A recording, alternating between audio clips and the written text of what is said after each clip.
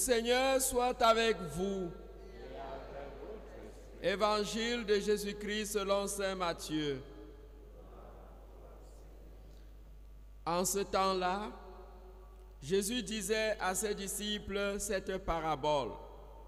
Le royaume des cieux sera comparable à 10 jeunes filles invitées à des noces qui prirent leur lampe pour sortir à la rencontre de l'époux. 5 d'entre elles étaient insouciantes et 5 étaient prévoyantes. Les insouciantes avaient pris leur lampe sans emporter d'huile, tandis que les prévoyantes avaient pris avec leur lampe des flacons d'huile. Comme l'époux tardait, elles s'assoupirent toutes et s'endormirent. Au milieu de la nuit, il y eut un cri. Voici l'époux, sortez à sa rencontre. Alors, toutes ces jeunes filles se réveillèrent et se mirent à préparer leurs lampes. Les insouciantes demandèrent aux prévoyantes, « Donnez-nous de votre huile, car nos lampes s'éteignent. » Les prévoyantes leur répondirent, « Jamais, cela ne suffira pour nous et pour vous. Allez plutôt chez les marchands vous en acheter. » Pendant qu'elles allaient en acheter, l'époux arriva. Celles qui étaient prêtes entrèrent avec lui dans la salle des noces et la porte fut fermée.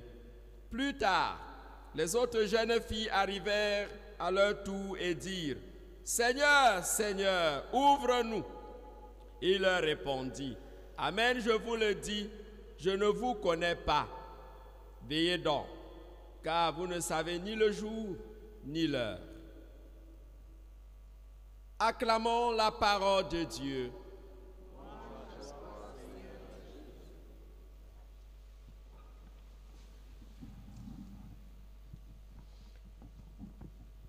Jésus nous donne aujourd'hui de comprendre que la vie chrétienne est une marche vers la rencontre de quelqu'un qui nous aime, vers la rencontre d'un époux.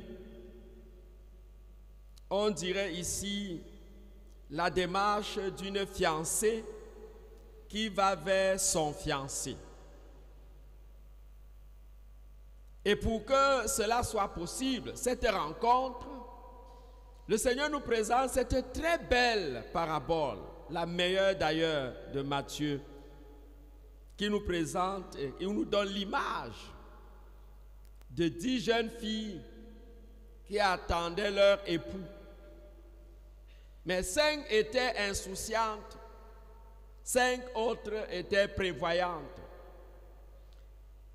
Ce qui me marque dans ce texte, c'est que le texte nous dit qu'en attendant l'époux, toutes les filles là se sont endormies. Toutes. Donc on peut s'endormir. Parce que l'époux tarde à venir. C'est vrai, hier le Seigneur nous disait de rester éveillés. Il nous le dit encore aujourd'hui, de ne pas nous endormir. Mais il peut nous arriver de nous endormir. Et il nous donne donc un conseil aujourd'hui pour être prêt, pour rester vigilant, pour garder une attention constante dans nos occupations quotidiennes. Quand on parle de vigilance, on peut penser à la peur. Quand le Seigneur dit non, soyez prêts, soyez vigilants. Vous voyez, quand on dit sois vigilant, tu as directement peur d'un danger. Tu peux vivre dans l'angoisse. Tu peux vivre dans la crainte.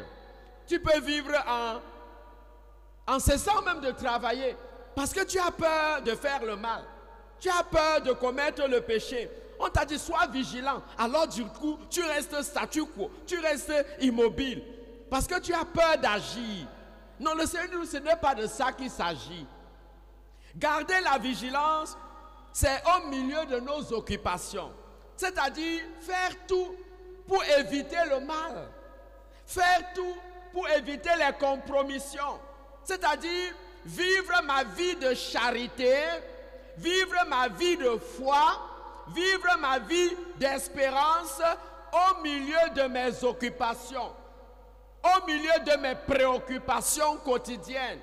C'est là que je dois être vigilant en agissant.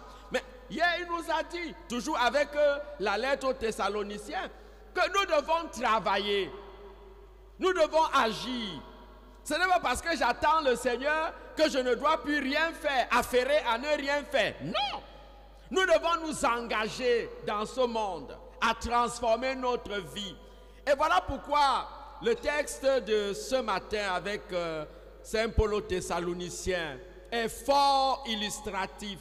Le Seigneur nous donne donc les instructions pour pouvoir garder nos lampes allumées. Parce que c'est ça, la clé du texte, le fond, la trame de fond de ce texte. Comment garder ma lampe allumée? Puisque toutes les filles là se sont endormies. Donc nous tous, nous pouvons nous endormir.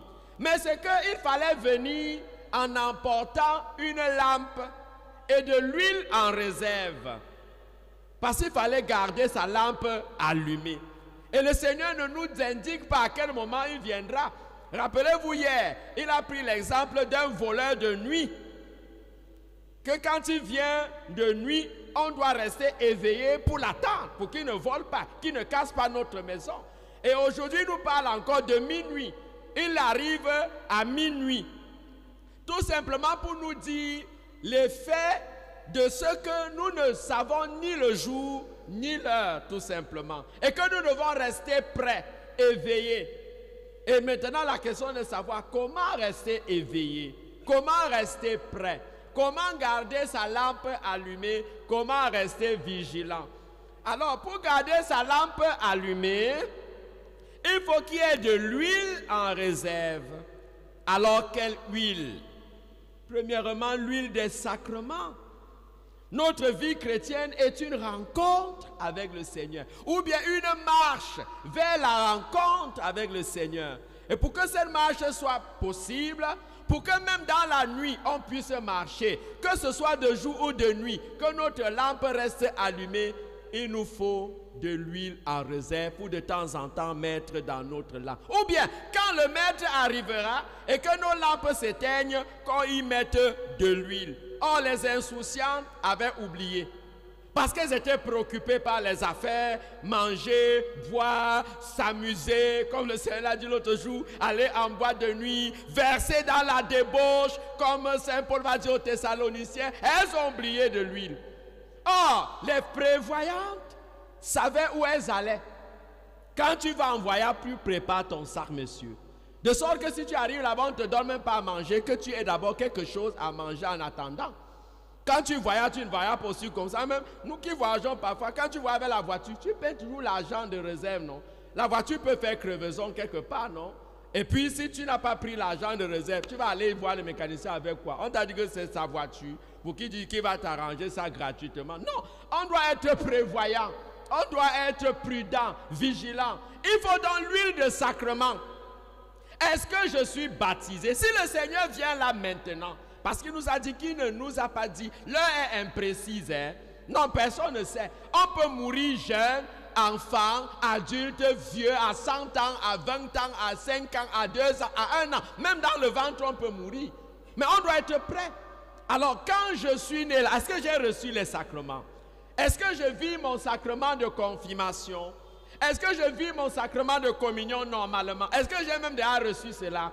Moi qui ai accepté le sacrement de mariage, est-ce que je vis mon sacrement de mariage comme ça se doit? De sorte que si le Seigneur vient te prendre là maintenant, tu peux lui dire oui, je me suis marié pour plaire à Dieu, pour te plaire Seigneur. Oui, je me suis marié pour témoigner de la foi, pour témoigner de la chrétienté. Oui, je me suis marié pour mon bonheur, pour que je sois heureux avec ma femme, qu'on puisse vivre ensemble, que je ne sois pas seul, que je puisse partager, porter la douleur de l'autre, la souffrance de l'autre, partager la joie de l'autre. Est-ce que je vis ces sacrements-là?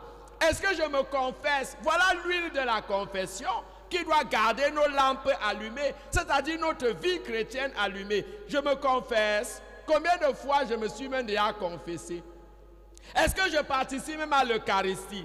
Combien de fois je vais à la messe En semaine, je dis, m'en vais jouer au 2-0. Le dimanche même, on part à la tontine, on part au funérailles, au village. On trouve toujours quelque chose pour aller à un rendez-vous, aller à Kribi, pour aller se promener. On s'apitoie. D'autres même ne vont plus à l'église. Oh, je suis malade. Même à la maison, tu peux prier, non? Même dans ton lit d'hôpital, tu peux prier. Voilà pourquoi l'archevêque se bat pour que la télévision soit vraiment nationale et même internationale, pour que les gens, même dans leur lit, regardent la messe. Actuellement, là, nous, on a une petite difficulté, là. On va rediffuser la messe après plutôt parce qu'on est en train de... Mais l'archevêque dit, mais fais tout pour que ces messes-là soient en direct. Parce que c'est un rendez-vous, c'est un programme. Les gens attendent ça. Ils doivent regarder les malades cloués dans... Voilà l'huile de la télévision. Voilà l'huile de la radio. L'évangélisation par les moyens de communication sociale qui nous donne de garder nos lampes allumées. Quand ces mamans-là, croulantes à la maison, elles ont regardé l'adoration les jeudis, ça enflamme leurs lampes, ça allume les lampes. Mais il y a à côté de cela, l'huile aussi de la charité, hein? L'huile de la foi, l'huile de l'espérance, comme Saint Paul nous a dit ce matin, l'huile de la volonté de Dieu, la sainteté. Chaque jour, nous devons vivre saintement. Voilà ce que Saint Paul nous donne comme instruction pour garder nos lampes allumées. Alors, on relit bien ce texte-là, chapitre 4, versets 1 à 8. Saint Paul nous dit, vous avez appris de nous comment il faut vous conduire pour plaire à Dieu. Plaire à Dieu, c'est-à-dire garder sa lampe allumée. Comment il faut vous conduire. Et c'est ainsi que nous nous sommes conduits aussi au milieu de vous. Hein? Et vous le faites même déjà, vous vous conduisez même déjà. Faites de nouveaux progrès. Oh, Saint Paul est fort. Faites de nouveaux progrès. L'autre jour, on parlait de l'exhortation, encouragement. C'est ça, garder sa lampe allumée. Faites de nouveaux progrès. Et puis, qu'est-ce qu'il faut faire? Travailler, appeler à Dieu, c'est-à-dire faire sa volonté. C'est que vous viviez dans la sainteté.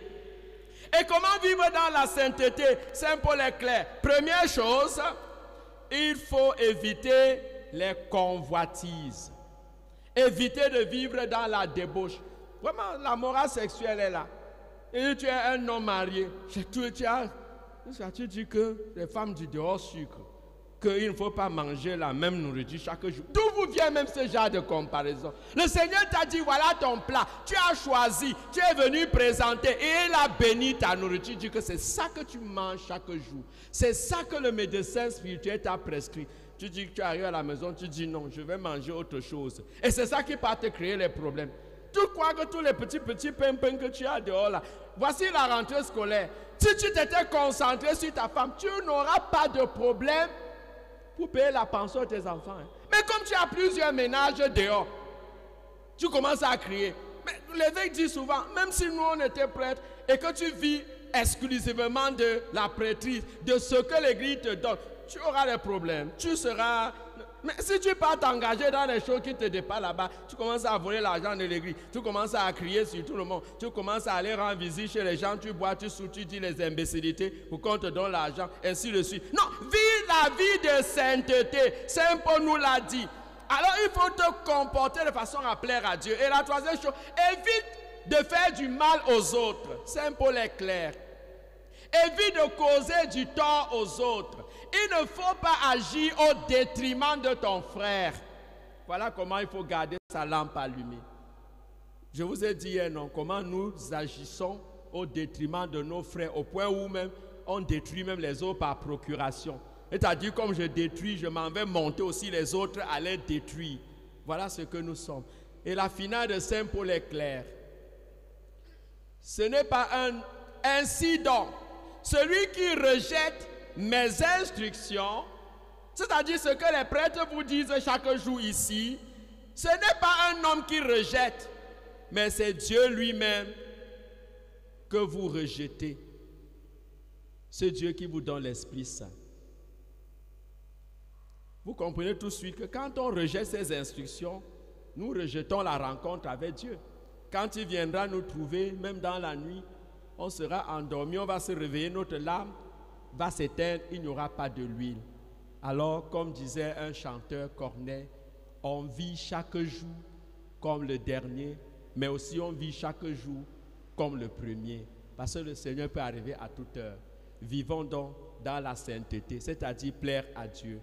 Vivons non pas dans la débauche, dans la convoitise, et évitons aussi de faire du mal aux autres, de détruire nos frères, de détruire notre église, de détruire notre famille, de détruire notre mariage, parce qu'on s'est enlisé dans le mal, dans la haine et dans la vengeance. Loué soit Jésus-Christ.